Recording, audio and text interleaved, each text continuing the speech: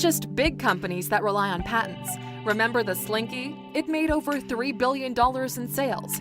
Scott Stillinger invented the Koosh ball, which got bought out by Hasbro for $100 million back in '97. That animatronic fish you saw on everyone's wall a few years ago, called Big Mouth Billy Bass, is also worth over $100 million, and the list goes on and on. Magic 8 Ball, hula hoops, or anything you've seen on Shark Tank or the Teleshopping Channel. Number 8. Trademarks.